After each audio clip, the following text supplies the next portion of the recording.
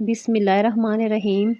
اشیس بن اسلم کہتے ہیں کہ حضرت ابراہیم علیہ السلام نے ملک الموت سے، جن کا نام عزرائیل ہے، دریافت کیا کہ اگر ایک آدمی مشرق میں ہو اور دوسرا مغرب میں، اور دونوں کا وقت ایک ہو، یا کسی جگہ روحیں قبض کرنی ہو جہاں وبا پھیلی ہوئی ہو یا جنگ ہو رہی ہو، تو تم کیا کرتے ہو؟ انہوں نے کہا، اللہ تعالیٰ کے حکم سے روحوں کو بلاتا ہوں، وہ میری انگلی کے درمیان میں سما جاتی ہیں تو میں انہیں قبض کر لیتا ہوں۔ ایک روایت یہ بھی ہے، پوری زمین ملک الموت کے لیے ایک پلیٹ کی طرح ہے، وہ جسے چاہتا ہے اس میں سے لے لیتا ہے۔ دوسرا واقعہ، وہاب بن منبع کہتے ہیں کہ ایک بادشاہ نے کسی جگہ جانے کا ارادہ کیا، پہننے کے لیے بہترین لباس منگوایا، سواری کے لیے بہترین سواری منگوائی، اس پر سوار ہو کر بڑی شان و شوکت سے نکلا کہ اس کے نزدیک کسی آدمی کی کوئی اہمیت نہ تھی۔ اسی دوران اس کے پاس ایک بدحال اور پرگندہ بال شخص آیا اور اسے سلام کیا، لیکن بادشاہ نے اپنے غرور و تکبر کی وجہ سے اس کے سلام کا جواب نہ دیا۔ اس شخص نے اس کے گھوڑے کی لگام پکڑ لی۔ بادشاہ نے کہا، لگام پکڑ کر تو نے بہت بڑی غلطی کی ہے۔ اس نے کہا کہ میں تیرے پاس ایک ضرورت سے آیا ہوں۔ بادشاہ نے کہا، میرے اترنے کا انتظار کر۔ اس نے کہا کہ نہیں، اسی وقت کام ہے۔ یہ کہہ کر اس نے لگام کو زور سے جھٹکا دیا۔ بادشاہ نے کہا کہ ٹھیک ہے، اپنی ضرورت بیان کرو۔ اس شخص نے کہا، یہ ایک راز کی بات ہے۔ بادشاہ نے اپنا چہرہ اس کے قریب کیا۔ اس نے کان میں سرگوشی کی، میں ملک الموت ہوں۔ یہ سن کر بادشاہ کا رنگ متغیر ہو گیا اور زبان لڑکھڑا گئی۔ وہ کہنے لگا، مجھے اتنی مہلت دے کہ میں گھر واپس جاؤں اور اپنی بعض ضروریات کو پورا کر لوں اور اپنے اہل و عیال کو الوداع کہہ دوں۔ ملک الموت نے کہا، اب اس کی اجازت نہیں ہے، اب کبھی تو اپنے گھر والوں اور اپنے مال و متاع کو نہیں دیکھ سکے گا۔ یہ کہہ کر ملک الموت نے اس کی روح قبض کر لی اور وہ سواری سے بے جان لکڑی کی طرح زمین پر گر پڑا۔ تیسرا واقعہ، حضرت عمیش روایت کرتے ہیں کہ ملک الموت حضرت سلیمان علیہ السلام کی مجلس میں آئے۔ ان کے ساتھیوں میں سے ایک کو گھورنے لگے۔ جب مجلس برخاست ہوئی تو اس شخص نے حضرت سلیمان علیہ السلام سے پوچھا، یہ کون شخص تھے جو مجھے اس طرح گھور رہے تھے؟ حضرت سلیمان علیہ السلام نے جواب دیا، یہ ملک الموت تھے۔ یہ بات سن کر وہ شخص بے حد گھبرا گیا اور کہنے لگا، شاید وہ میری روح قبض کرنا چاہتے ہیں۔ حضرت سلیمان علیہ السلام نے اس سے دریافت کیا، تو تم کیا چاہتے ہو؟ اس شخص نے جواب دیا کہ میں چاہتا ہوں کہ آپ ان سے مجھے بچائیں اور ہوا کو حکم دیں کہ وہ مجھے اڑا کر کہیں دور لے جائے۔ آپ علیہ السلام نے ایسا ہی کیا۔ تھوڑی دیر بعد ملک الموت دوبارہ مجلس میں حاضر ہوئے۔ حضرت سلیمان علیہ السلام نے ان سے پوچھا کہ تم میرے فلاں صاحب کو کیوں گھور رہے تھے؟ ملک الموت نے کہا، مجھے اس شخص کو آپ کی مجلس میں دیکھ کر حیرت ہو رہی تھی، کیونکہ خدا تعالیٰ نے مجھے اس شخص کو ہند کے فلاں علاقے میں روح قبض کرنے کا حکم دیا تھا، مگر وہ آپ کی مجلس میں تھا۔ مگر جب میں اس علاقے میں پہنچا تو وہ وہاں موجود تھا، وہاں میں نے اس کی روح قبض کر لی۔ چوتھا واقعہ، ایک بندہ مومن سے ملک الموت کی ملاقات ہے۔ ملک الموت نے اس بندہ مومن سے کہا کہ مجھے تم سے ایک راز کی بات کہنی ہے۔ اس نے کہا، ضرور کہو۔ ملک الموت نے کہا، میں ملک الموت ہوں۔ اس نے کہا، خوش آمدید، مجھے آپ سے ملنے کا شوق تھا۔ ملک الموت نے کہا، جو کام تم نے کرنا ہے وہ پورا کر لو۔ اس شخص نے کہا کہ مجھے خدا کی ملاقات سے زیادہ کوئی کام محبوب نہیں، آپ میری روح قبض کر لیں۔ ملک الموت نے کہا، تم کس حالت میں مرنا پسند کرو گے؟ اس نے پوچھا، تمہیں اس کا اختیار ہے؟ ملک الموت نے کہا، تم جس حالت میں مرنا پسند کرو گے، میں اسی حالت میں تمہاری روح قبض کروں گا۔ اس نے کہا، میں سجدہ کی حالت میں مرنا چاہتا ہوں۔ اس نے خدا کے ہاں سر سجدے میں رکھ دیا اور ملک الموت نے اس کی روح قبض کر لی۔ پانچواں واقعہ، وہاب بن منبع کہتے ہیں کہ ملک الموت نے ایک ایسے زبردست بادشاہ کی روح قبض کی، دنیا میں جس کی شان و شوکت کے ڈنکے بجتے تھے۔ ملک الموت اس کی روح کو لے کر آسمان پر پہنچے تو ملائکہ نے ان سے پوچھا، اے ملک الموت، آپ کو کس کی روح قبض کرتے ہوئے رحم آیا؟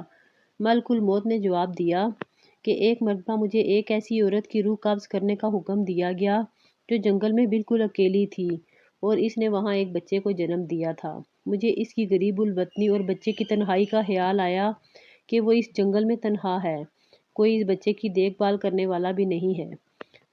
فرشتوں نے کہا کہ جس بادشاہ کی روح تم یہاں لے کر آئے ہو وہ یہی بچہ تھا جس پر تم نے رحم کیا تھا۔ ملک الموت نے کہا کہ خدا جس پر چاہے رحم فرمائے۔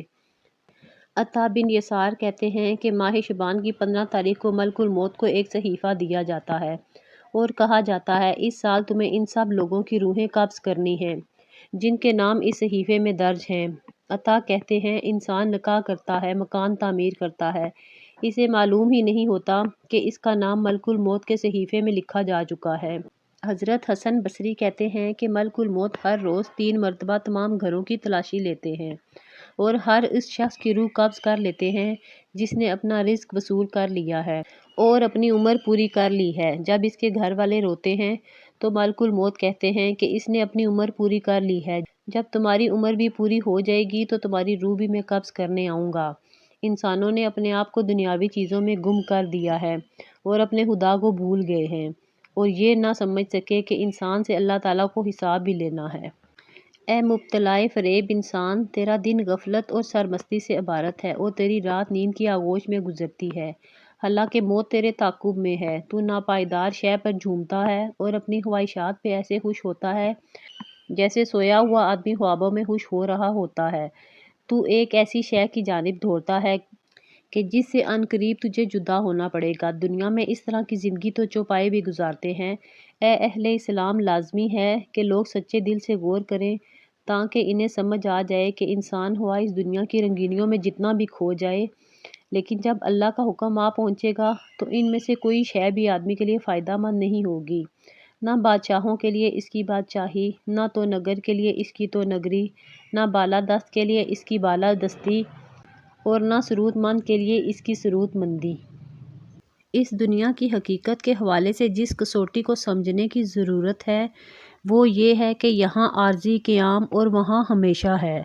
بندہ مومن کا جب اپنے رب سے ملاقات ہونے کا سبب بننے والی موت سے سامنا ہوتا ہے تو بندہ مومن کے لیے اس کے رب کی جانب سے وہ موت تحفے کا درجہ حاصل کر لیتی ہے۔ جتنی مرضی تدبیریں کر لیں، آخر رخصت ہونا ہی ہے، اس لیے اس دنیا کی محبت کو مردار سے تشبیہ دی گئی ہے۔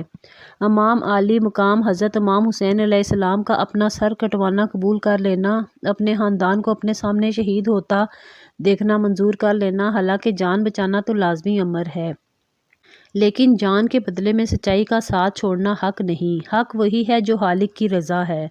تو گویا اصل حقیقت گوشت پوست کی نہیں بلکہ روح کی ہے۔ موت انسانی زندگی کے خاتمے کا نام نہیں بلکہ یہ تو انسانی زندگی کے اگلے دور کا نام ہے۔ موت کے دروازے سے گزر کر انسان اگلے دور میں داخل ہو جاتا ہے۔ موت کا ذائقہ ہر کسی نے چکھنا ہے۔ ذائقہ ایک کیفیت کا نام ہوتا ہے، اس کا وجود ہے، اس کا وجود مستقل نہیں ہوتا۔ جیسے اگر کوئی مشروب پیا جائے تو اس کا ذائقہ کچھ دیر تک رہتا ہے، لیکن اس کے بعد اس مشروب کے ذائقے والی کیفیت ختم ہو جاتی ہے۔